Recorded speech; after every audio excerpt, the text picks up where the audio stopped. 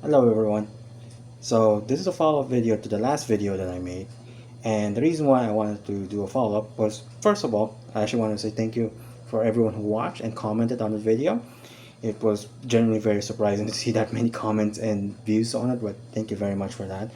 And second, the reason why I wanted to do a follow-up is because, there was a comment that said that I was ranting and raving, wasn't really giving any actual sources to it, and you know what? They're absolutely right. I should really give and show what I've been saying, and with that, I wanted to cover three specific things that I wanted to talk about in follow up to my last video. So the first one, there was a comment in my in my last video that said that, oh, it's actually far right things that are the ones that are causing the trouble in the gaming industry and all that type of stuff. And of course he actually mentioned sources, which again, I like that people express their opinions and what they think about it. And he even mentioning stuff like the ADL and stuff, which I'll just say to you right in and right now, to use the ADL as a source is not is pretty ridiculous to me. The same freaking organization that says that Pepe the Frog and this sign is apparently like far right things, like it's for hate, like what I'm saying. But that's besides the point. He, when I saw that comment saying that far right thing, like saying that it was for the far right, and I was like, have I been hallucinating the past 10 years? Have I just been dreaming what I've been seeing? Is stuff like this just my figment of my imagination? By now, I'll I'm play sure this. I'll many play of this you video. have heard about the situation with Sucker Punch and Ghost of Yotei. In case you hadn't, Drew Harrison, a former senior developer at the studio, published a post on Blue Sky that has seemed to kick all of this off. Drew received a ton of backlash and was eventually fired by Sony, who, by the way, declined to make any type of public comment about it. And then after being fired, Drew decided to double down by saying, if standing up against fascism is what cost me my dream job I held for 10 years, I would do it again 100 times stronger. Okay, buddy. That's basically me in this situation as well. By the way, of course, subscribe to Background NPC, and of course to the Zambroder previous video. I'll I'll share all of my sources in the description below. But yeah, this apparently it's the far right, right? Like when you have people like this freaking weirdo, Erika Ishii, related to Ghost of Yote, like a person too that has said defund the police, that he said he's part of Antifa and all this type of stuff. Like you have, no, let's not forget this one, like about BLM in 2020, right? Again, apparently far right though, right? Like not the far left isn't the real problem. It's the far right. Oh, and like, yeah, you have freaking this clip from Bethesda. Nice place. You don't care much about these fascists, do you? Like what are we doing here? Like what are we doing here? Like like this is ridiculous. Of course, hey, Madame Savvy, of course, follow her next. Like when you have people like this person that is promoting, that is showing off like left wing ideology to these companies.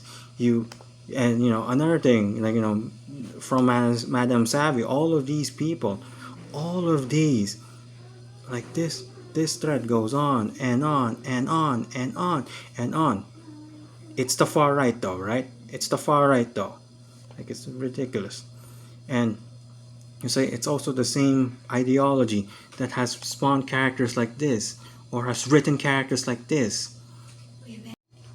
To say that it is the far right is absolutely ridiculous when we've seen, like over the past 10 years, evidence after evidence after evidence after evidence of stuff that it's clearly one side of the political spectrum that's been doing this to the gaming industry, and it's the left side. So that to me, it was just ridiculous. Second point I want to elaborate on is the fact that I got in our comments saying that, hey, Charlie Kirk like, while he didn't deserve to like die, he kind of deserved it too at the end of it, because of his words that he was a racist, that he was spewing this hatred, this rhetoric of it. And I'm like, again, how can you possibly believe that when you have stuff like this? Is this the guy you're calling a racist? One thing that white people and black people have different Don't biologically. change the question of this, like DNA-wise, we are different. No, we're not. That's a lie. It has been disproven. Front page of National Geographic 6 months ago. Racism created by society. Race is a social construct that I want to break out of. Hold up. He doesn't even believe in race. Exactly. How can someone be racist if you don't believe in race in the first place? And speaking of like race, like this is another clip.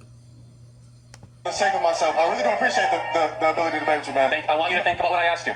Okay, you mind if I have a hat? Yeah, sure. Thank you. Great points. I would say that I am with you for the idea of a colorblind society. I think it's a bit of a farce to say that colorblind society is something we should aspire to, but I think it's a farce to think that it doesn't exist, that race doesn't play a factor. Agree. Okay. Yeah, you're black, but it doesn't matter. It's not the most important thing. Instead, it's, are you a good person? How do you act? How do you treat other people? Are you a Christian? Like, what is your worldview? I want to get back to that. Of course. Like, yeah, like to say that he was a racist, to say that he was spewing hatred is just a ridiculous notion in the first place. When you even you see how many people were in this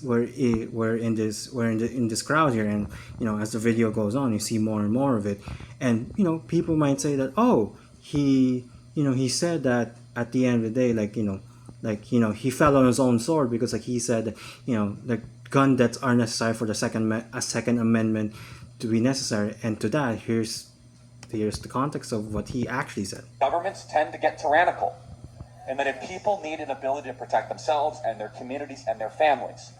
Now, we must also be real. We must be honest with the population. Having an armed citizenry comes with a price. And that is part of liberty. Driving comes with a price. 50,000 people die on the road every year. That's a price.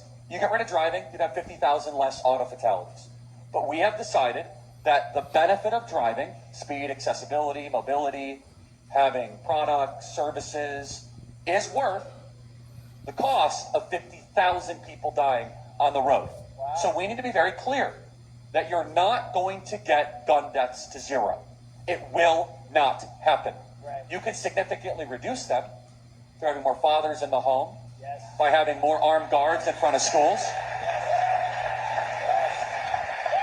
And obviously, again, I will show I'll share the full clip in the comments, so you can see the entire thing for yourself. But as you can see, at the end of I just want to be clear that he just because he said that, or as you can see in the full context of it when you read it, he says that at the end of the day, hey, it's necessary for that, so you can protect yourself, and that's what it is. And at the end of it, right, as a full disclaimer, right, I am not an American. I'm a Filipino. So at the end of the day, he while he didn't have as big of an impact as how he did with him and his organization, of course, at the end of the day, this is what that killer took away from this type of thing, and it's absolutely sad. So that's why, to say the notion that he deserved to get killed because of all the things that he apparently did is just sad. And the third and final thing that I want to say or expand on is that I got another comment in the last video saying that, oh, we should not be divided in this, we should come together. And yes, I agree. If you have common sense and decency, because I think that's what's been missing, especially with all the examples that I gave, right?